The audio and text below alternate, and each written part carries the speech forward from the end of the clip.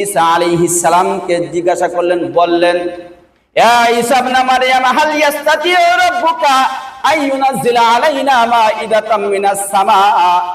এই ঈসা ইবনে মারইয়াম, তুমি তোমার প্রভুর কাছে জিজ্ঞাসা করো, তোমার প্রভুর যদি শক্তি থাকে, তোমার প্রভুর যদি ক্ষমতা থাকে, হাল ইয়াস্তাতিউ রাব্বুকা আইয়ুনাজ্জিলা আলাইনা মাইদাতাম মিনাস সামা, তিনি যেন আমাদের জন্য আসমান থেকে খাবারের দস্তরখান পাঠিয়ে দেয়।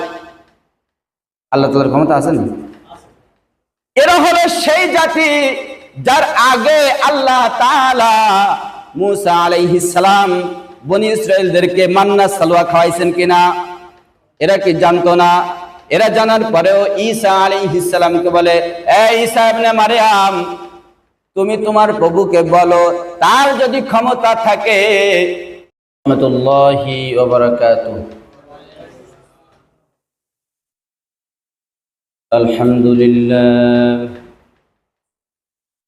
আলহামদুলিল্লাহ নাহমাদুহু ওয়া নাস্তাঈনুহু ওয়া নাস্তাগফিরুহু ونستغفره ونؤمن به ونتوكل عليه ونعوذ بالله من شرور أنفسنا من يهده الله فلا مضل له ومن يضلل فلا هادي له ونشهد أن لا إله إلا الله وحده لا شريك له ونشهد أن سيدنا ومولانا محمدا عبده ورسوله الذي أرسله الله تعالى بالحق بشيرا ونذيرا وداعيا إلى الله بإذنه وسراجا منيرا فقد قال الله تبارك وتعالى في كلامه المجيد وفي فرقانه الحميد أعوذ بالله من الشيطان الرجيم بسم الله الرحمن الرحيم اليوم أكملت لكم دينكم وأتممت عليكم نعمتي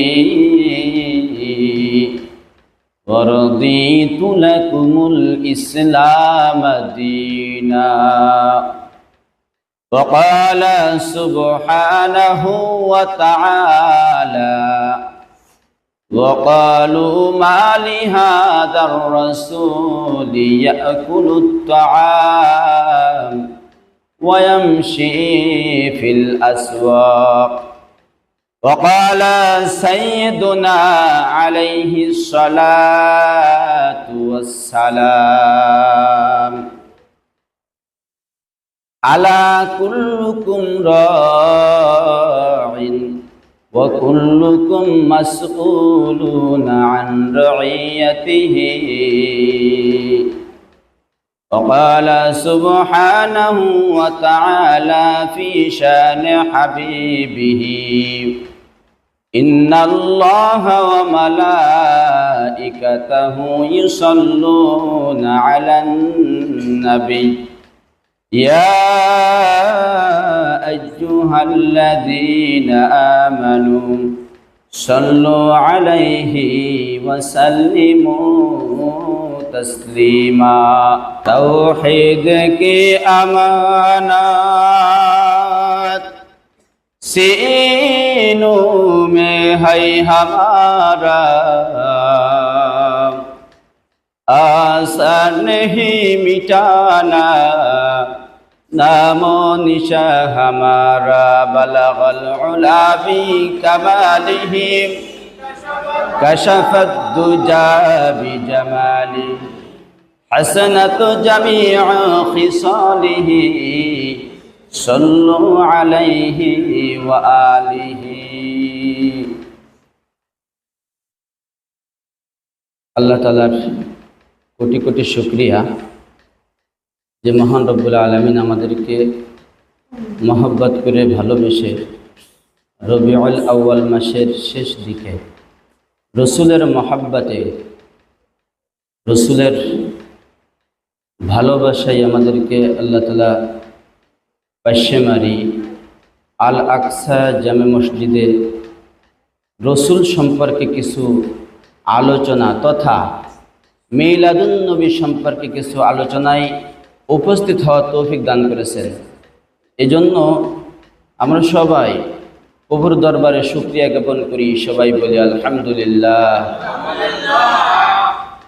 আমি বলবো কুরআনের আলোচনা, হাদিসের আলোচনা, এটা শুধুমাত্র মুমিনদের জন্য না, শুধুমাত্র মুসলমানদের জন্য না। আল্লাহ তাআলা কোরআনের মধ্যে বলেন ওয়ামা আরসালনাকা ইল্লা রাহমাতাল লিল আলামিন। কোরআনের মধ্যে বলেন যালিকাল কিতাবু লা রাইবা ফীহি হুদাল লিল মুত্তাকিন, হুদাল লিল আলামিন। আল্লাহর রাসূল সাল্লাল্লাহু আলাইহি ওয়াসাল্লামকে আল্লাহ তাআলা শুধুমাত্র মুসলমানদের জন্য নবী হিসেবে পাঠান নাই। গোটা পৃথিবীর সমস্ত মানুষ, এমনকি মানুষ ব্যতীত অন্য যত মাখলুক আছে সবার জন্য আল্লাহ তাআলা আল্লাহ রসুল সাল্লাল্লাহু আলাইহি ওয়াসাল্লামকে রহমত হিসেবে পাঠাইছেন। এজন্য মাইকের আওয়াজ যতদূর যায়, আমি সবার প্রতি বিশেষ দাওয়াত, বিশেষ আহ্বান করব, কোরআনের আলোচনা, হাদিসের আলোচনা, এই কোরআনের আলোচনা, এই কোরআন শুধুমাত্র আপনার আখিরাতের জীবন না, আপনার দুনিয়ার জীবনেও আপনাকে সফল কাম করে দিতে পারে। যদি এই মাইকের আওয়াজ মুসলমান ব্যতীত অন্য কোনো ধর্মের মানুষও শোনে, তবে তাকেও আমি আহ্বান করব, আপনি আসুন, কোরআনের কিছু কথা আপনি শুনেন। কারণ আজ যে আলোচনাটা মিলাদুন নবী সম্পর্কে আলোচনা, কি বলেন? ঠিক আছে না? মিলাদুন নবী আলোচনা। এই মিলাদুন নবী এটা কোনো ফরজ কাজ নয়, এটা কোনো ফরজ কাজ নয়, এমনকি ওয়াজিবও না, এমনকি সুন্নাতে মুআক্কাদাও না। কিন্তু তারপরেও এই মিলাদুন নবী সম্পর্কে আলোচনা করার দ্বারা তিনটা উপকার আছে। কয়টা উপকার? একটু এগোই এগোই বসেন এবং কথাগুলো যারাই আছেন মনোযোগ দিয়ে শোনেন। তিনটা উপকার। এক নম্বর উপকার হলো মিলাদুন নবী এর আলোচনার দ্বারা নফল ইবাদতের সওয়াব হয়, বলি সুবহানাল্লাহ। অর্থাৎ যত সময় পর্যন্ত এই আলোচনা চলবে, আমরা শুনব, তত সময় পর্যন্ত আমাদের আমল নামায় নফল ইবাদতের সওয়াব লেখা হতে থাকবে, সুবহানাল্লাহ।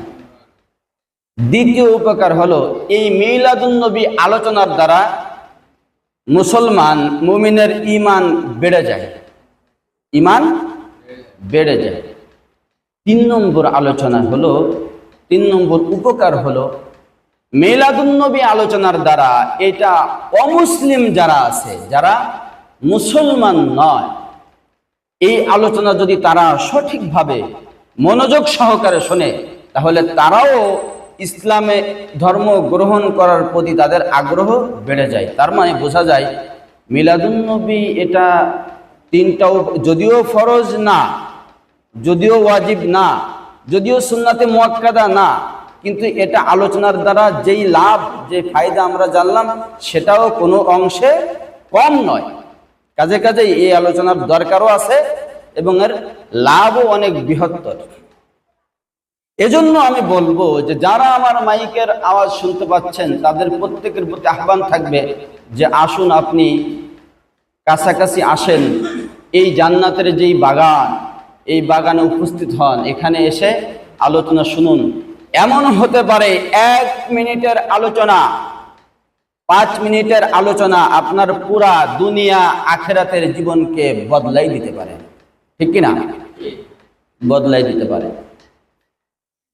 মিলাদুন নবীর আলোচনা এটা করার আগে আমরা কিছু বিষয় সূত্র হিসেবে জেনে নেব। আর এটা হলো আপনাদের প্রত্যেকের কাছে আমার বিনীত আহ্বান থাকবে, এটা এমন গুরুত্বপূর্ণ একটা বিষয় যেটা হলো প্রতি বছর রবিউল আউয়াল মাস আসে কিনা? আসে, এবং প্রতি বছর এই বিষয়টা আমাদের সামনে আসে। কাজেই এই বিষয়টা আমাদের পরিপূর্ণভাবে, সঠিকভাবে, স্পষ্টভাবে আমাদের জেনে নেওয়া দরকার, যাতে করে এটার দ্বারা আমরা মুসলমান হিসেবে বিভ্রান্তির মধ্যে না পড়ে যাই, বেশি ভালোবাসতে গিয়ে ক্ষতি না হয়ে যায়। এজন্য আমাদের এই বিষয়গুলো স্পষ্ট করে, ভালো করে এর বাস্তবিকতা কি, এর হাকিকত কি, এটা আমাদের জানা দরকার কিনা বলেন? দরকার আছে। তো এই আলোচনার আগে আমরা জেনে নিব মুহাম্মদুর রাসূলুল্লাহ পয়গম্বর সাল্লাল্লাহু আলাইহি ওয়াসাল্লাম তিনি দুনিয়াতে কত বছর বেঁচে ছিলেন? আপনারা বলতে পারেন 63 বছর। এই 63 বছরের জীবন আমরা 2 ভাগে দেখতে পাই, 2টা অধ্যায়। কয়টা অধ্যায়? 2টা অধ্যায়। একটা হলো নবুয়ত প্রাপ্তির আগের 40 বছর, আরেকটা হলো নবুয়ত প্রাপ্তির পরের 23 বছর। এই 40 বছর আর এই 23 বছর টোটাল মিলে হলো মুহাম্মদ রাসূলুল্লাহ পয়গম্বরের জীবনী। এখন আমরা আলোচনা, যেহেতু মিলাদুন নবী হলো নবুয়ত প্রাপ্তির আগের যে বিষয়, সেইখানে আলোচনা হবে। কথা বুঝতেছেন কিনা? সিরাতুন নবীর আলোচনা তো না, এটা মিলাদুন নবীর আলোচনা। সুতরাং মিলাদুন নবীর আলোচনাই হতে হবে। আমাকে যেভাবে আনছেন, যেই মাস চলতেছে, আমি জুমায় যে বিষয়ে আলোচনা করছি, যে আলোচনা সব জায়গায় চলতেছে, সেই বিষয়ে ইনশাআল্লাহ আলোচনা করব। এখন অনেকে প্রশ্ন করতে পারে, হুজুর তাইলে সিরাতুন নবীর আলোচনা করবেন না আপনি? হ্যাঁ, না, সিরাতুন নবীর আলোচনা তো পুরা কোরআনটাই হলো সিরাতুন নবী। কি বলেন? 23 বছর ধরে কোরআন নাজিল হয়েছে, আর এই 23 বছরের পুরো সময়টাই হলো কি? হ্যাঁ, সিরাতুন নবী। আর নবুয়ত প্রাপ্তির আগে যে সময়টা, এইখানে হলো মিলাদুন নবীর আলোচনা। তাহলে আমরা প্রথমে দেখতে পেলাম আল্লাহ রাসূল সাল্লাল্লাহু আলাইহি ওয়াসাল্লামের জীবনের অধ্যায় কয়টা? 2টা। একটা হলো 40 বছর বয়স পর্যন্ত নবুয়ত প্রাপ্তির আগে, আর একটা হলো নবুয়ত প্রাপ্তির পরের 23 বছর। তো আমরা আলোচনা করব নবুয়ত প্রাপ্তির আগের যে 40 বছর, এই 40 বছর নিয়ে। হ্যাঁ, নবুয়ত প্রাপ্তির পরের যেই 23 বছর, এখানে আবার 2টা অধ্যায় আছে। একটা হলো মক্কি জীবন, আর একটা হলো মাদানী জীবন। বুঝতেছেন কিনা কথা? মক্কি জীবন আর একটা হলো মাদানী জীবন। এই মক্কি জীবন সেখানে, আর মাদানী জীবন, এই 2টা, সেখানে আবার 2 রকম বিষয় আছে। একরকম বিষয় হলো কিছু বিধান এমন আছে যেই বিধানগুলো শুধুমাত্র মুহাম্মদুর রাসূলুল্লাহ পয়গম্বর তার জন্যই খাস ছিল। এই কাজগুলো নবী ব্যতীত অন্য কেউ করার কোনো অনুমতি ছিল না, আল্লাহ তাআলা দেয়নি। যেমন ধরেন, কথার কথা, বিবাহ শাদীর একটা ব্যাপার, আল্লাহ তাআলা প্রত্যেক নবীদেরকে নবী হিসেবে তাদের যে শারীরিক শক্তি, তাদের যে পাওয়ার, সেই হিসেবে 100-200 স্ত্রী তাদের জন্য কম পড়ে যায়। তো ওইখানে নবীর যে পাওয়ার ছিল, ক্ষমতা ছিল, সেই হিসাবে সাধারণ মানুষের ক্ষমতার মধ্যে আর নবীর ক্ষমতার মধ্যে অনেক ব্যবধান আছে, অনেক পার্থক্য আছে। এখন যদি সাধারণ মানুষকে আল্লাহ তাআলা নবীদের যেই রকম বিশেষ কিছু বৈশিষ্ট্য, বিশেষ কিছু বিধান তাদের জন্য দিয়েছেন, এটা যদি সাধারণ মানুষের জন্য দেয়, তাহলে তো তারা ক্ষতিগ্রস্ত হয়ে যাবে। হ্যাঁ, তো মনে করেন যে বাইসাইকেল আর মোটর সাইকেল, হ্যাঁ, বাইসাইকেলকে যদি বলা হয় যে তুমি মোটর সাইকেলের মতো চলো খুব জোরে, তাইলে বাইসাইকেলের উপকার করলাম না ক্ষতি করলাম? হ্যাঁ, ক্ষতি করলাম না? তো অনেকটা ধরে নেন বিষয়টা হলো এরকম যে তাদের যেই শক্তি সেটা হলো মোটরসাইকেলের থেকেও বেশি, আর আমাদের হলো বাইসাইকেলের থেকেও কম। কাজেই তাদের যেই স্পিড, তাদের যেই পাওয়ার, সেটা আমাদের নাই। এটা নিয়ে প্রশ্ন করার কোনো প্রয়োজন নাই যে নবীদের বিশেষ কিছু বিধান আল্লাহ তাআলা দিয়েছেন, অনুমতি দিয়েছেন, সেটা শুধুমাত্র নবীদের জন্যই খাস, সাধারণ মানুষের জন্য অনুমতি নাই। এক। দ্বিতীয় হলো আরেকটা বিষয় রয়েছে, যেটা যেহেতু কোরআন অবতীর্ণ হচ্ছিল 23 বছর যাবত, প্রথমে এমন কিছু বিধান ছিল যেগুলো পরবর্তীতে বাতিল হয়ে গেছে, যেমন প্রথমেই কি নামাজের বিধান ছিল? ছিল না। সর্বপ্রথম কি নামাজ পড়তে হতো? না। নামাজ তো মিরাজে গিয়ে নিয়ে আসলো, নাকি বলেন? নামাজ কোথায় গিয়ে নিয়ে আসলো? মিরাজ থেকে নিয়ে আসলো। আচ্ছা, সর্বপ্রথম কি রোজার বিধান ছিল? ছিল না। সর্বপ্রথম পর্দার বিধান ছিল? ছিল না। সর্বপ্রথম কি মদ হারাম ছিল? ছিল না। এই জন্য প্রথমের দিকে যদি দেখি আমরা মদ হারাম না, তাহলে ওইটা ধরলে তো আমাদের হবে না, কারণ মদ আল্লাহ রাসূল শেষ দিকে হারাম করে দিয়েছেন। আমি এখানে যে আয়াতটা তেলাওয়াত করছি সেই বিষয় সম্পর্কেই বলতেছি। শেষ দিকে যেটার উপর চূড়ান্ত ফয়সালা হয়ে গেছে, আমাদের সেইখান থেকেই আমল করতে হবে, পিছনের দিকে তাকাইলে হবে না। যেমন প্রথম দিকে নবীদের স্ত্রীরা পর্যন্ত পর্দা করতেন না। আমি যেভাবে করে আপনাদের সামনে আলোচনা করতেছি, এরকম ভাবে আল্লাহ রাসূল মসজিদে নববীর মধ্যে তিনি আলোচনা করতেন সাহাবীদেরকে নিয়ে। তো নবীদের স্ত্রীরা পাশে বসে থাকতেন। বিষয়টা ভাবেন তো কেমন দৃষ্টিকটু না অনেকটা? আমি যদি আলোচনা করি, আমার স্ত্রীরা যদি পাশে বসে থাকে, আপনারা এরকম বসে থাকবেন, তাহলে বিষয়টা কেমন দেখা যায়? অনেকটা লজ্জাজনক, অনেকটা খারাপও দেখা যায়। মহিলা মানুষ নিয়ে হুজুর কি ব্যাপার স্যাপার, হুজুর কথা করছেন, তা মহিলা মানুষ বাসায় নিয়ে বসে গেছেন, কেমন একটা কথা না? ওই সময় পর্দার বিধান নাজিল হয় নাই। উমরে ফারুক রাদিয়াল্লাহু তাআলা আনহু, তার ব্যাপারে যতই বলা হয় ততই কম হয়ে যাবে। উমরে ফারুক রাদিয়াল্লাহু তাআলা আনহু, তার দিকে আলোচনা যাব না, আমরা আলোচনা করব মুহাম্মদুর রাসূলুল্লাহ সাল্লাল্লাহু আলাইহি ওয়াসাল্লাম সম্পর্কে। তো উনি বললেন যে হুজুর, ঠিক আছে, আল্লাহ তাআলা পর্দার বিধান দেন নাই, কিন্তু আপনি আপনার স্ত্রীদেরকে নিয়ে এইভাবে আলোচনা করেন, এটা আমাদের জন্য একটু খারাপ লাগে। কেউ কেউ আলোচনা না শুনে এই আপনার স্ত্রীদের দিকে তাকায় থাকে। তারা তো সম্মানিত উম্মুল মুমিনিন, তারা তো মুমিনদের মা, মায়ের দিকে এভাবে খারাপ দৃষ্টিতে তাকাবে, এটা তো আসলেও ঠিক না। এই কথা শোনার পরে আপনারা শুনেছেন 17 অথবা 27 অথবা 33টা আয়াত উমর রাদিয়াল্লাহু তাআলা আনহুর পরামর্শের উপর নাজিল করেছে আল্লাহ তাআলা। মানে উনি যেরকম বলছে সেরকম। পরক্ষণেই আয়াত নাজিল হলো, ইয়া নিসাআন নবী লাস্তুন্না কা আহাদিম মিনান নিসা। আল্লাহ তাআলা আয়াত নাজিল করে দিলেন যে হে নবীদের স্ত্রীরা, তোমরা অন্য মহিলাদের মতো না। এই প্রথমে নবীদের স্ত্রীদেরকে বেড়া দিয়ে দিয়েছে। সাধারণ মহিলাদের উপরে এখন পর্যন্ত পর্দার আয়াত নাজিল হয় নাই। শুধুমাত্র প্রথম কে হয়েছে? মহিলা নবীদের স্ত্রীদেরকে আটকে ফেলাইছে। এরপরে পরবর্তীতে পর্দার আয়াত নাজিল হলো। ঠিক তেমনি ভাবে মদের বিধান আসা নেই, মদ হারাম হয় নাই, তখন কি করতেন? সবাই মদ পান করতেন, আল্লাহ রাসূল করতেন না, কারণ আল্লাহ রাসূলকে আল্লাহ তাআলা সব গুনাহ থেকে পবিত্র রাখছেন। এরপরে ওই সময় সৌদিয়ান মানুষ তো তারা আরাবিয়ান, তারা দেখবেন যে যারা গেছেন আমাদের থেকে অনেক সুঠাম দেহের অধিকারী, কি বলেন? আর যে খাবারগুলো খাই, বাংলাদেশের খাবার তো সব একদম খাঁটি, কি বলেন? মধু পর্যন্ত। হ্যাঁ, আমি নড়াইলের মানুষ, তো আমি মনে করতাম কি এইদিকে মধু পাওয়া যায়, আল্লাহ রহমতে এইদিকে তো ভেজাল হওয়ার কোনো সুযোগই নেই। শুধু আমি না, উত্তরাঞ্চলের মানুষ সবাই এটাই মনে করে। আমি এসে দেখলাম যে আরে সুবহানাল্লাহ, এই ভেজাল দেশ সব এই জায়গায়। যাই হোক, ওইদিকে যাচ্ছি না। এখন বাংলাদেশের 100% খাবারের মধ্যে 99.5% ভেজাল। ভেজাল ছাড়া খাবার খুঁজে পাওয়াই কঠিন।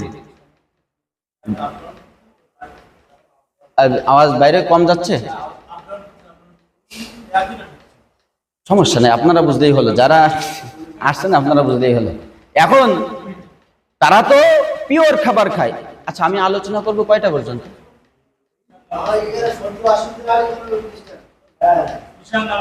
ঈশান নামাজ কয়টা? কয়টা 45? 7টা 45? আজকে একটু বাড়াই দেওয়া যায় না? আচ্ছা, আমি ইনশাল্লাহ চেষ্টা করবো আরো আগে শেষ করার।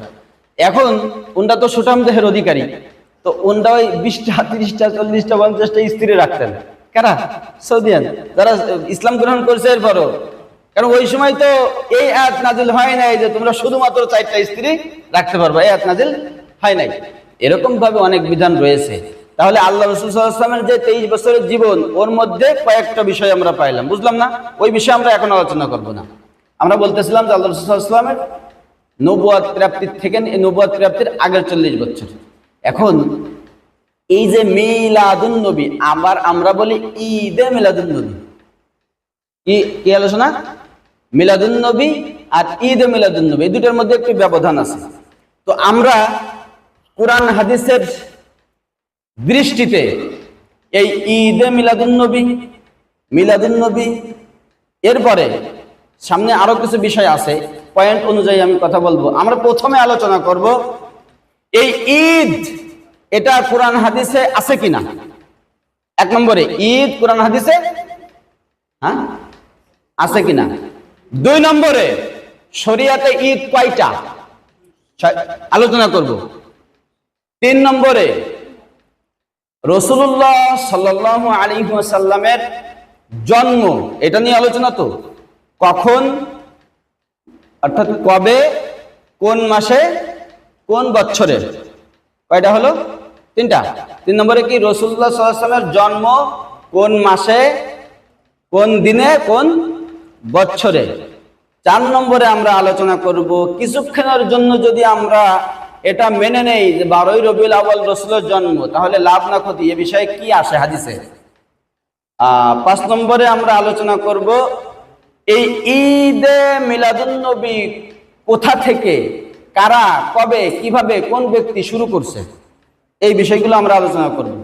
শেষে আমরা এর আলোচনার উপর ভিত্তি করে আমরা আলোচনা করব যে এটা কি শরীয়তের ভিতরে নাকি বাইরে, যদি ভিতরে হয় তাহলে কি হয়, যদি বাইরে হয় তাহলে গুনাহ কিনা, এ বিষয়ে আমরা আলোচনা করব। এটা কোন বিধানের মধ্যে আসে। তো আমরা প্রথমে আলোচনা করব হলো 1 নম্বরে ঈদ কোরআন হাদিসে আছে কিনা। আল্লাহ তাআলা বলেন, ইয ক্বালাল হাওয়ারিয়ুনা ইয়া ঈসা ইবনে মারইয়াম হাল ইয়াস্তাতিউ রাব্বুকা আন ইউনাজ্জিলা আলাইনা মাঈদাতাম মিনাস সামা। হযরত ঈসা আলাইহিস সালাতু ওয়াস সালাম, তার যে অনুসারীরা ছিল, নবীদের অনুসারী, তাদেরকে নবীর উম্মত বলা হয়। ঈসা আলাইহিস সালাতু ওয়াস সালামের উম্মতদেরকে হাওয়ারিয়ুন বলা হতো। কি বলা হতো? হাওয়ারি। এই হাওয়ারিয়ুনরা ঈসা ইবনে মারইয়াম ঈসা আলাইহিস সালামকে জিজ্ঞাসা করলেন, বললেন, ইয়া ঈসা ইবনে মারইয়াম হাল ইয়াস্তাতিউ রাব্বুকা আন ইউনাজ্জিলা আলাইনা মাঈদাতাম মিনাস সামা। এই ঈসা ইবনে মারইয়াম, তুমি তোমার প্রভুর কাছে জিজ্ঞাসা করো, তোমার প্রভুর যদি শক্তি থাকে, তোমার প্রভুর যদি ক্ষমতা থাকে, হাল ইয়াস্তাতিউ রাব্বুকা আন ইউনাজ্জিলা আলাইনা মাঈদাতাম মিনাস সামা, তিনি যেন আমাদের জন্য আসমান থেকে খাবারের দস্তরখান পাঠিয়ে দেয়। আল্লাহ তাআলার ক্ষমতা আছে না? এরা হলো সেই জাতি যার আগে আল্লাহ তাআলা মুসা আলাইহিস সালাম বনি ইসরাইলদেরকে মান্না সালওয়া খাওয়াইছেন কিনা, এরা কি জানতো না? এরা জানার পরেও ঈসা আলাইহিস সালামকে বলে, এ ঈসা ইবনে মারইয়াম, তুমি তোমার প্রভুকে বলো, তার যদি ক্ষমতা থাকে, সে যেন আমাদের জন্য, আল্লাহ মানে তোমার প্রভু যেন আমাদের জন্য আসমান থেকে খাবারের দস্তরখান পাঠিয়ে দেয়। দস্তরখান মানে খাবার, খাবারের দস্তরখান মানে দস্তরখানা থাকবে, তার মধ্যে অসংখ্য প্রকৃতির সুস্বাদু খাবার থাকবে।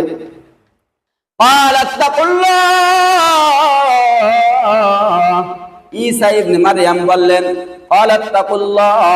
তোমরা আল্লাহ তাআলাকে ভয় করো, যদি তোমরা মুমিন হয়ে থাকো, তাহলে তোমরা আল্লাহ তাআলাকে ভয় করো।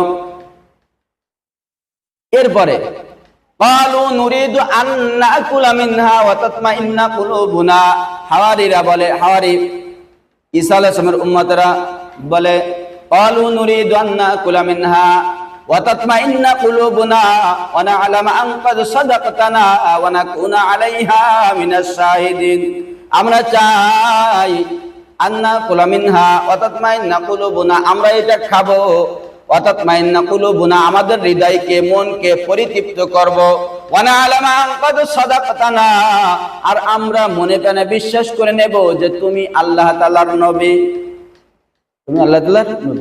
এই নবী হলেন সেই নবী, দুনিয়াতে আল্লাহ তাআলা যত নবী পাঠাইছেন, যত রাসূল পাঠাইছেন, সমস্ত নবী নবুয়ত প্রাপ্তির পরে নবুয়তি প্রকাশ পাইছে, কিন্তু ঈসা ইবনে মারইয়ামকে আল্লাহ তাআলা ভিন্নভাবে দুনিয়ায় পাঠাইছেন। ভিন্নভাবে দুনিয়ায় পাঠাইছেন, পিতা ছাড়া পাঠাইছে কে? ঈসা আলাইহিস সালামকে। ঈসা আলাইহিস সালাতু ওয়াস সালাম তিনি যখন পিতা ছাড়া দুনিয়ায় জন্মগ্রহণ করলেন, দুনিয়ায় জন্মগ্রহণ করার পরে দুনিয়ার মানুষ না বুঝে তাকে তার আম্মা মারিয়ামকে অপবাদ দেওয়া শুরু করলো।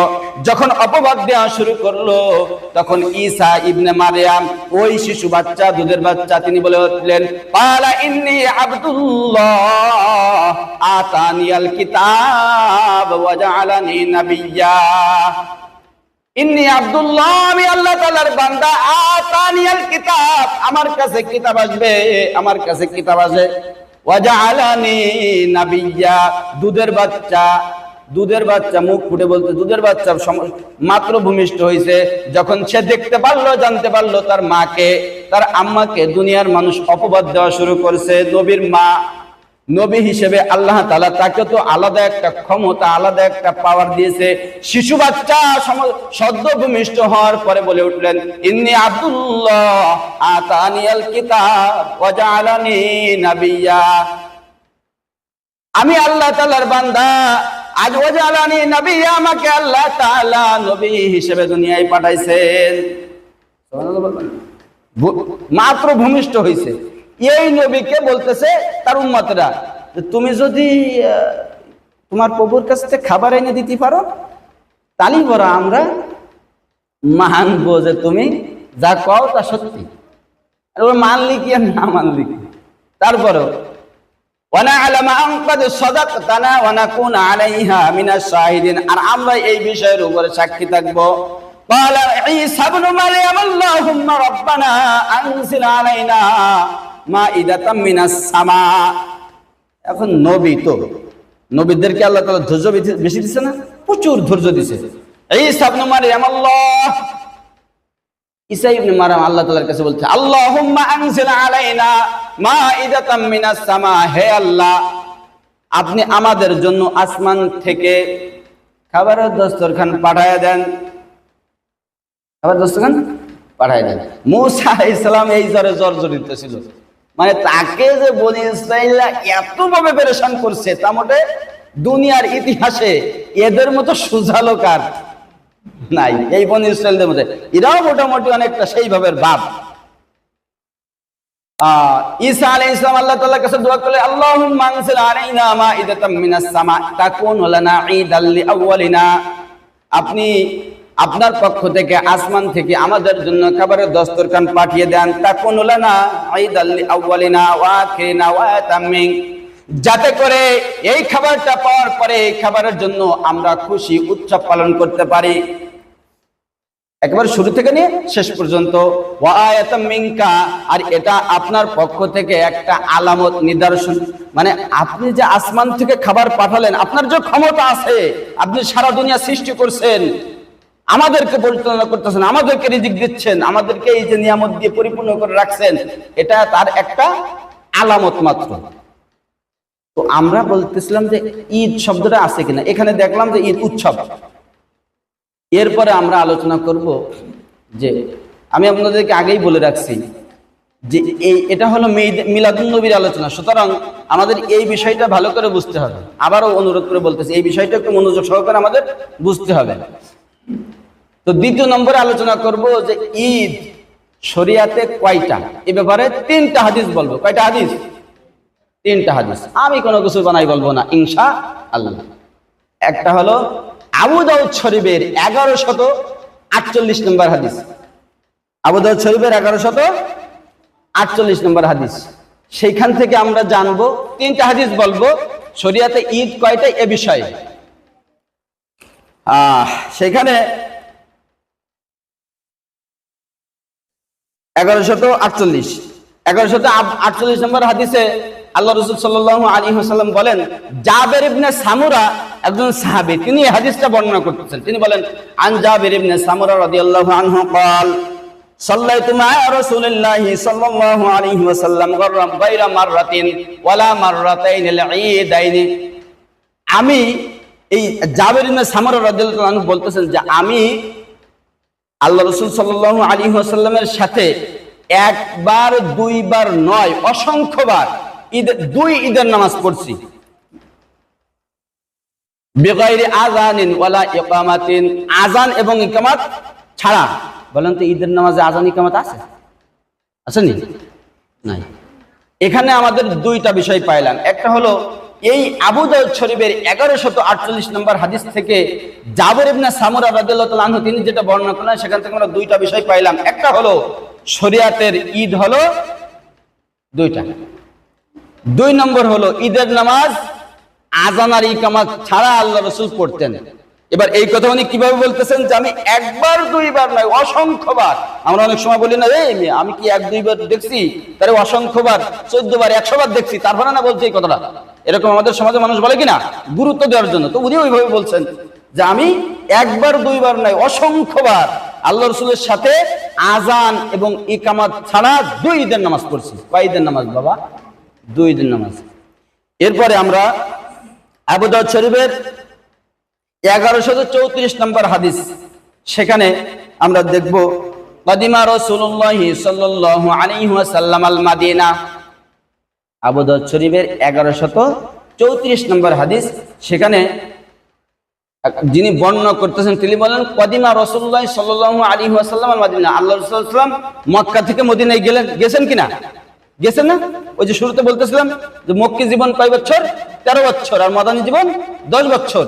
এই মক্কা থেকে মদিনায় গেলেন, যাওয়ার পরে আল্লাহ রাসূল সাল্লাল্লাহু আলাইহি ওয়াসাল্লাম ওয়ালাহুম ইয়াওমানে, আল্লাহ রাসূল ওই মদিনাবাসীদেরকে দেখলেন, ইয়ালাবুনা ফীহিমা, তারা 2 দিন উৎসব পালন করে। কয় দিন? বুঝতেছেন না কথা? যদি কথা বুঝেন আমার সাথে সাড়া দেবেন। এটা তো মিলাদুন নবীর আলোচনা, এখানে ওই ধরনের কিসসা কাহিনীর ওয়াজ হবে না, বুঝছেন? কিসসা কাহিনীর ওয়াজ আজ হবে না। হ্যাঁ, আল্লাহ তাআলা দিলে আগামী দিন হবে, কিন্তু আজ গুরুত্বপূর্ণ একটা বিষয়। হ্যাঁ, এই জন্য একটু ধীরে সুস্থে বলবো। ওই জন্য তো হুজুরে বললাম আগে যে হুজুর আওয়াজ কম হোক, কিন্তু যেন স্পষ্ট হয়, যাতে সবাই বুঝতে পারে। আর এটা খুবই জরুরি। আল্লাহ রাসূল সাল্লাল্লাহু আলাইহি ওয়াসাল্লাম মক্কা থেকে মদিনায় গেলেন, গিয়ে দেখলেন যে সেখানকার মানুষ 2 দিন উৎসব পালন করে। আল্লাহ রাসূল দেখলেন, দেখার পরে আল্লাহ রাসূল সাল্লাল্লাহু আলাইহি ওয়াসাল্লাম তাদেরকে জিজ্ঞাসা করেন, মা হাযানিল ইয়াওমান, এই তোমরা এই 2 দিন কি করো? এই কিসের দিন? তারা কি বলতে, মদিনাবাসী নতুন নতুন গেছে তো জিজ্ঞেস করতেছে। মদিনাবাসী এখন বলতেছে, কুন্না নালাবু বিহিমা, কুন্না নালাবু ফিহিমা ফিল জাহিলিয়া। আমরা জাহেলি যুগ থেকে, জাহেলি যুগ বলতে আল্লাহ রাসূল দুনিয়ায় আসার, নবুয়ত প্রাপ্তি হওয়ার আগ পর্যন্ত যে সময়টা ছিল সেটাকে আইয়ামে জাহিলিয়াত বলে। মানে দুনিয়ার মধ্যে সব থেকে খারাপ যদি কোনো সময় থাকে তা সেই সময়টা ছিল। 570 বছরের মধ্যে কোনো নবী নেই। তাহলে বুঝতেছেন, এই মাত্র 10-15 বছর ইসলামের দাওয়াত না দিলে কি হয়ে যায়? আপনারা ভাবেন, আমি কোনো রাজনৈতিক কথা এখানে বলবো না। আপনারা যদি এই যেইভাবে আমাদের দেশটা চলতেছিল, এইভাবে যদি আর 10-15 বছর চলতো, আর 10-15 বছর না, আমি যেটা ভাবতেছিলাম যেমন আর 2-3 বছর পরে বাংলাদেশে মুসলমান পরিচয় দেওয়াটা কঠিন হয়ে যাবে। এরকম একটা দিন আমাদের প্রায় এসে গেল। আর নামাজ রোজা তো অনেক দূরের কথা, নামাজ এই মাহফিলের জন্য যদি অনুমতি নিতে হয় তাহলে কদিন ধরে নামাজ পড়ার জন্য অনুমতি নেওয়া লাগবে। হজ বন্ধ হয়ে গেছিল না? আরে কত সমস্যা, আমি বলতে আপনি কৃষির মধ্যে কি শুরু করে দিয়েছেন, সামনে আসলে তো না কেউ হারা যায় না। এর থেকেও খারাপ সময় সেই সময় ছিল, নবীরা না থাকলে কতটা খারাপ সময়। তো উনি বলতেছেন, ওই মদিনার যার কাছে আল্লাহ রাসূল জিজ্ঞাসা করলেন যে তোমরা এই 2 দিন কি করো, মানে তোমরা যে উৎসব পালন করতেছো তোমরা কি করো? তখন তারা বলতেছিল কি যে আমরা জাহেলি যুগে এই 2 দিন উৎসব পালন করতাম। আল্লাহ রাসূল সাল্লাল্লাহু আলাইহি ওয়াসাল্লাম তাদেরকে বললেন, ইন্নাল্লাহা আবদালাকুম বিহিমা খায়রাম মিনহুমা। এই তোমরা কি জানো না তোমাদের জন্য আল্লাহ তাআলা এর থেকে উত্তম বরকতময় দুইটা দিন রাখছেন? সুবহানাল্লাহ। কয়টা দিন? এই উৎসবের ওরা উৎসবের কথা বলছে যে এর থেকে উৎসবের জন্য এর থেকে উত্তম দুইটা দিন আল্লাহ তাআলা তোমাদের জন্য এর পরিবর্তে দিয়েছেন। এই দুইটা দিন কিসের দিন? দুই ঈদের দিন। তাহলে আমরা দুইটা হাদিস থেকে মোটামুটি 2 পর্যন্ত গেলাম। এবার আরো একটা হাদিস, এবার বুখারী শরীফ। বুখারী শরীফের নাম শুনছেন আপনারা? শুনছেন না? কুরআনুল কারীম, তারপরে সব থেকে সর্বপ্রথম যার স্থান সেটা হলো শরীয়তের দলিল হিসেবে বুখারী শরীফ। এই বুখারী শরীফের 963 নম্বর হাদিসের মধ্যে আল্লাহ রাসূলের কি ঘোষণা শোনেন। আন আব্দুল্লাহ ইবনে উমর, যিনি হাদিসটা বর্ণনা করতেছেন তিনি হলেন ওমরে ফারুক রাদিয়াল্লাহু আনহুর ছেলে আব্দুল্লাহ ইবনে উমর রাদিয়াল্লাহু আনহুমা। তিনি বলতেছেন কানা রাসূলুল্লাহ সাল্লাল্লাহু আলাইহি ওয়াসাল্লাম ওয়া আবু বকর ওয়া উমর। এই তিনজনের কথা বলতেছেন।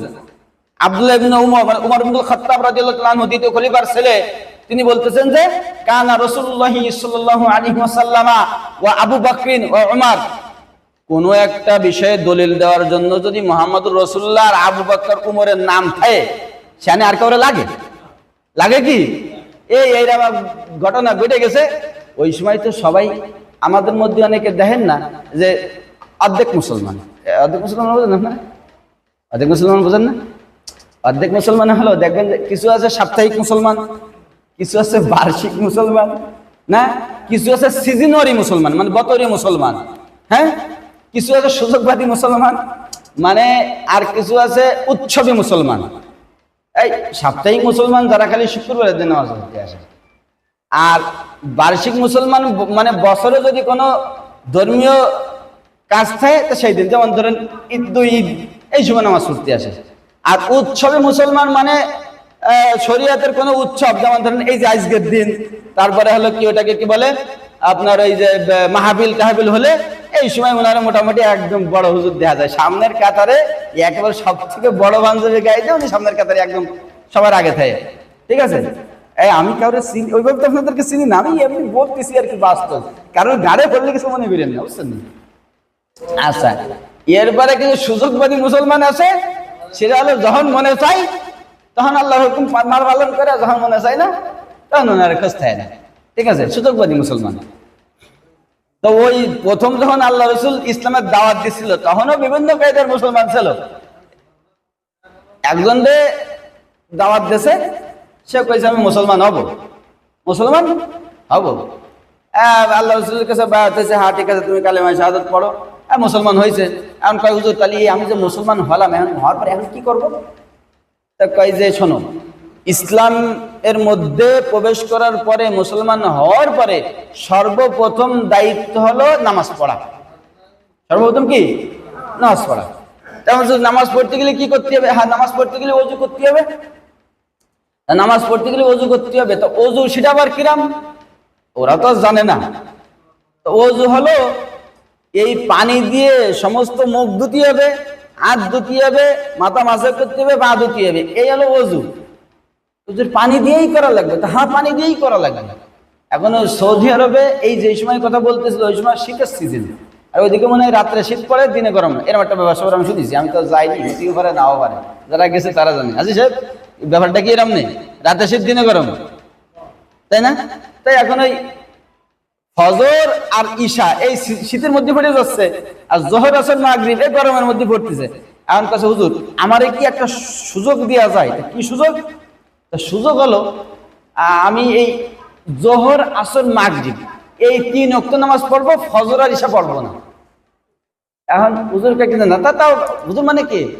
আল্লাহ রাসূল বলছেন না না না, এরকম তো হবে না। কারণ নামাজ হলো 5 ওয়াক্ত ফরজ, তুমি 3 ওয়াক্ত পড়বা, 2 ওয়াক্ত পড়বা না, তা তো হবে না। ওই জায়গায় বৈঠকে আবু বকর, উমর, উসমান, আলী, সাদ বিন আবি ওয়াক্কাস, জুবায়ের সব বসা। আর ওই জায়গায় আল্লাহ রাসূলের কাছে ওই বলতেছে, আর আল্লাহ রাসূল বলতেছে কি যে না 3 ওয়াক্ত পড়লে হবে না, 5 ওয়াক্তই পড়তে হবে। ও কয়েছে হুজুর আমি 3 ওয়াক্ত পড়বো, আর আল্লাহ রাসূল বলে যে না 5 ওয়াক্ত পড়তে হবে। এই মোটামুটি পুরাপিটি চলতেছে। এমন এখন আল্লাহ রাসূল চিন্তা করতেছে যে ইয়ে যে বাপ, একটু পরে কবেন যে তোমার ইসলাম তুমি রাখো, আমি নাম মুসলমান হবো না। তোমার ইসলাম তোমার দ্বারা থাক, আমি মুসলমান হবো না। এত ঝামেলার মুসলমান ও আমি হবো না। আল্লাহ রাসূল চিন্তা করলেন যে এরে আপাতত মোটামুটি 3 ওয়াক্তের অনুমতি দিয়ে দিই। তাকে ঠিক আছে, তুমি 3 ওয়াক্তই পড়ো, তুমি 3 ওয়াক্তই পড়ো। এখন উনি তো বাড়ি চলে গেছে, উনি গ্রামের মানুষ তো বাড়ি যেয়ে 3 ওয়াক্ত নামাজ পড়ে, এই ঈশাও পড়ে না, ফজরও পড়ে না। এখন চিন্তা কি ভাড়া, ওই জায়গার থেকে যারা আবার মুসলমান হতে আইছে, মুসলমান ওই বাড়ি গেছে, তাকে কইছে 5 ওয়াক্ত পড়া লাগবে, আর উনি 3 ওয়াক্ত পড়ে। এখন বিভ্রান্তির মধ্যে পড়ে গেছে, কিরে ইসলাম কি 2 রকম হয়ে গেল না? এই এক গ্রামে এক জায়গায় বসবাস করি, 3 ওয়াক্ত পড়ে আর আমাকে 5 ওয়াক্ত পড়তে কয়ে দিল, বিষয়টা কি? আর ওর কাছে কি যাই তুমি 3 ওয়াক্ত পড়ো কা? হ্যাঁ আল্লাহ রাসূল মানে কইছে 3 ওয়াক্ত পড়ার কথা। আল্লাহ রাসূল কইছে মানে, আল্লাহ রাসূল কইছে মানে সে আবু বকর, উমর, উসমান আলী সব ছিল সেই জায়গায়, শোনো তো তারা সেই জায়গায় উপস্থিত ছিল। 3 ওয়াক্তের কথা কইছে আমারে, 3 ওয়াক্ত পড়বো আমি। তো বিষয়টা হলো এটা তো ক্ষণিকের জন্য, একই ক্ষণিকের জন্য, মানে ও মোটে মুসলমান হয় না। সেই জন্য আল্লাহ রাসূল চিন্তা করলেন যে ও মুসলমান আপাতত হোক, আস্তে আস্তে পরিপূর্ণ বুঝে গেলি তারপরে যে 5 ওয়াক্তই পড়বে না। এখন এই আবু বকর, উমর, উসমান আলী ইরা যদি কোনো হাদিস বর্ণনা করে, সেখানে কোনো প্রকার এদিক ওদিক করার কোনো সুযোগ নেই। তাই আব্দুল্লাহ ইবনে উমর ইবনুল খাত্তাবের ছেলে, দ্বিতীয় খলিফার ছেলে, তিনি বলতেছেন যে কানা রাসূলুল্লাহ সাল্লাল্লাহু আলাইহি ওয়াসাল্লাম, বুখারী শরীফের 963 নম্বর হাদিস, তিনি বলেন যে আল্লাহ রাসূল সাল্লাল্লাহু আলাইহি ওয়াসাল্লাম, আবু বকর, উমর, এই 3 জনের কথা বলতেছেন। যে 3 জন কি? এই 3 জন হলো ইসাল্লুনাল ঈদাইনি ক্বাবলাল খুতবাতি, যে তারা 2 জন ঈদের নামাজ পড়তেন খুতবার আগে। ঈদের নামাজ খুতবার আগে হয় না? হ্যাঁ, এইখান থেকে আমরা তাহলে 2টা বিষয় পাইলাম কি, এক হলো ঈদের নামাজের খুতবা নামাজের পরে হয়, আর আমাদের যে আলোচনা যে ঈদ কয়টা, তাই এখানেও আমরা পাইলাম কয়টা?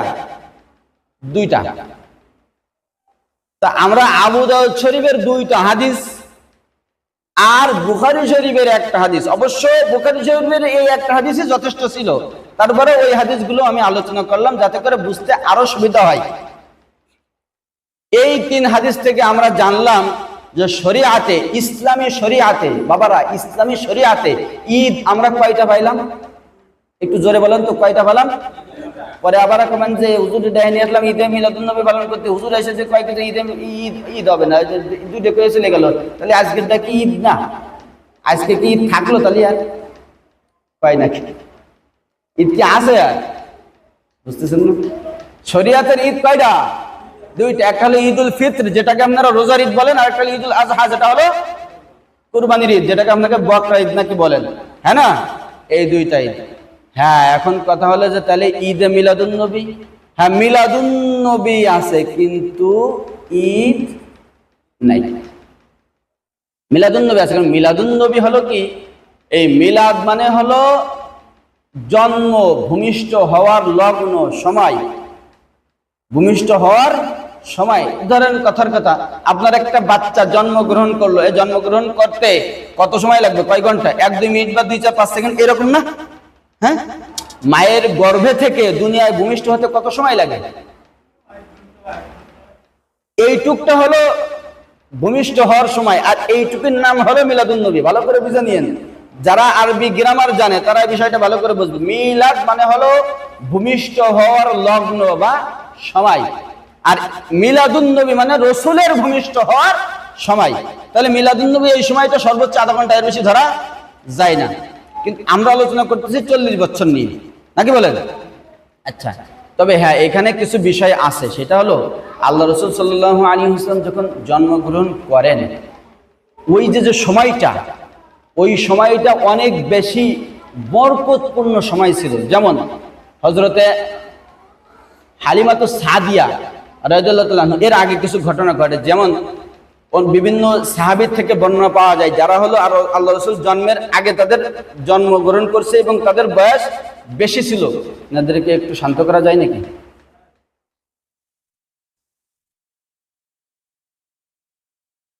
তোমরা কথা বলো না, এখানে এসে বসো, ডিস্টার্ব করো না, কেমন?